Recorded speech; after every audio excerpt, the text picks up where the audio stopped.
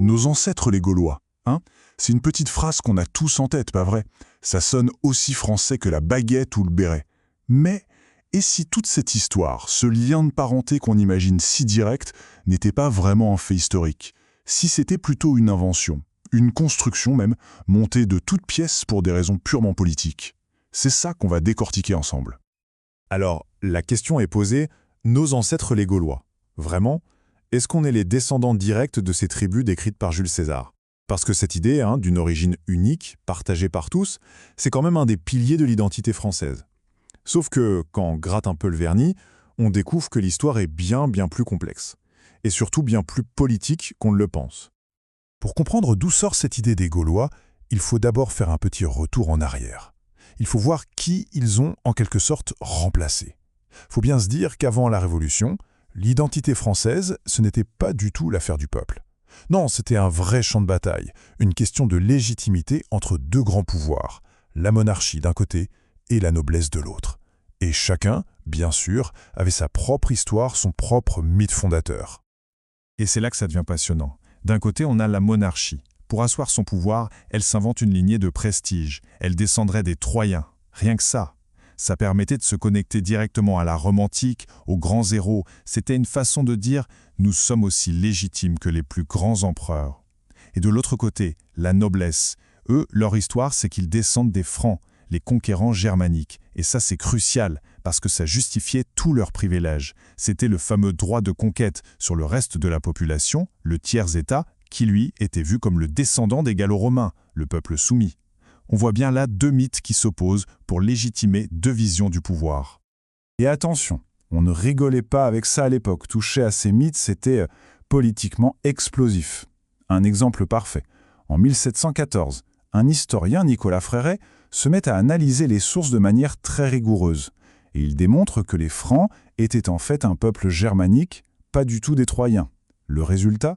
Il se retrouve direct à la Bastille, accusé d'outrage à la monarchie. Ça montre à quel point ces histoires d'origine n'étaient pas que des contes de fées, c'était le socle même du pouvoir. Et puis, arrive la Révolution française. Et là, tout change. Le souverain, ce n'est plus le roi, c'est la nation. Il faut donc une nouvelle histoire, un ancêtre commun pour ce nouveau peuple unifié. Les vieux mythes des rois troyens et des nobles francs, c'est fini, c'est devenu toxique, on jette ça aux oubliettes.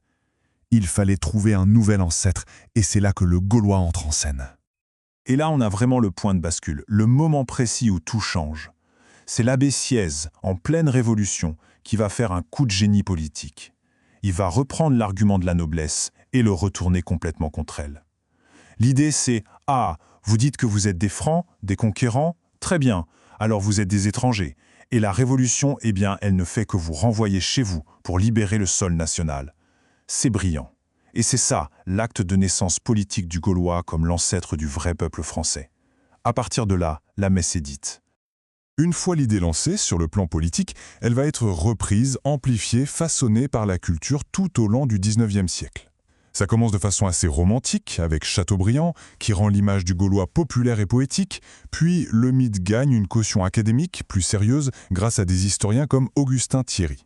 Et c'est à ce moment-là qu'un personnage complètement oublié depuis des siècles va refaire surface, Vercingétorix, exhumé par Amédée Thierry. Et la touche finale, c'est le grand historien de la République, Jules Michelet, qui va le graver dans le marbre comme le tout premier héros de notre roman national. Jusque-là, on est d'accord, tout ça reste un peu dans les livres. C'est une idée, un récit littéraire.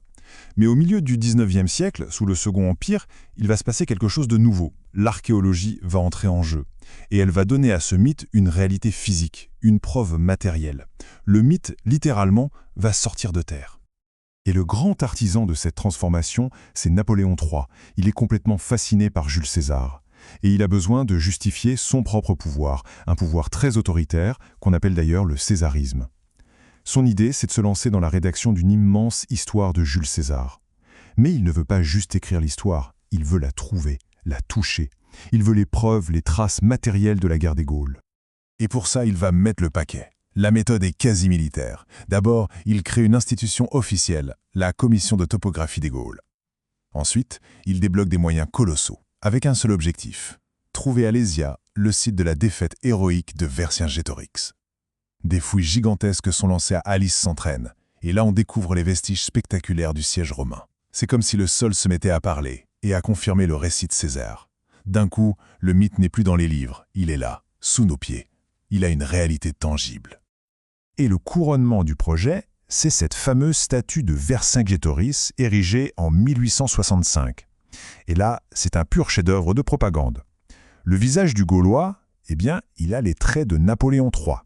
L'épée qu'il tient, elle est anachronique, de l'âge du bronze, mais le plus fort, c'est la devise sur le socle qui vante l'unité de la Gaule. C'est une citation de son pire ennemi, son vainqueur, Jules César. C'est incroyable, non? Un héros vaincu qui porte les traits de l'empereur et arbore une citation de son propre conquérant. Tout le paradoxe du mythe est là. Mais la France n'est pas la seule à jouer à ce jeu-là.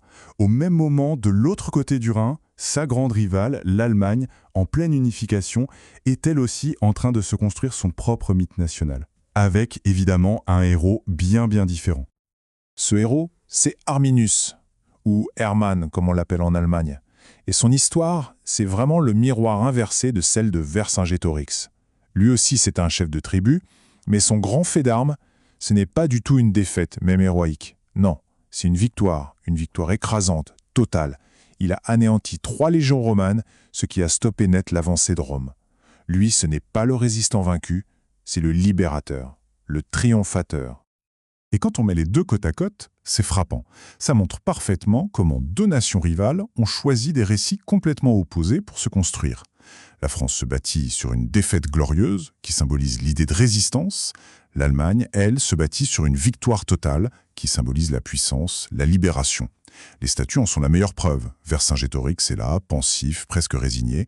Arminius, lui, brandit son épée vers le ciel, il est triomphant. Au fond, c'est ça. Deux nations, deux projets politiques, et donc deux ancêtres fabriqués sur mesure. Bon, on pourrait croire que c'est une vieille histoire du 19e siècle, mais pas du tout. Cette invention ne s'est pas arrêtée là. L'ombre du mythe gaulois, elle plane sur tout le XXe siècle, elle continue d'influencer notre culture et notre politique encore aujourd'hui. On a tous en tête des images comme ce fameux tableau de Lionel Royer. Historiquement, c'est complètement fantaisiste. Jamais Vercingétorix n'aurait pu arriver armé comme ça devant César, et les chevaux de l'époque étaient bien plus petits. Mais la vérité historique à ce stade n'est plus le sujet. Ce qui compte, c'est l'image, celle d'un héros, noble, digne, même dans la défaite. Et c'est cette image qui est devenue la représentation officielle du mythe. Et puis, bien sûr, comment ne pas parler d'Astérix ? En 1961, cette image de l'irréductible gaulois va connaître une seconde vie spectaculaire. C'est la même idée, mais reprise, transformée avec beaucoup d'humour. L'esprit de résistance, le courage, le côté un peu râleur, toutes les qualités qu'on prêtait aux Gaulois au XIXe siècle, on les retrouve dans ce petit village qui résiste encore et toujours à l'envahisseur. Le mythe politique est devenu un phénomène de pop culture planétaire. Et le point important, c'est que ce n'est pas que du folklore, le mythe est toujours bien vivant. Pendant les guerres mondiales, on a fait des parallèles entre des défaites comme Sedan et Alésia. Dans le monde universitaire, la France est le seul pays qui utilise le terme d'archéologie gallo-romain. Partout ailleurs, on dit romain.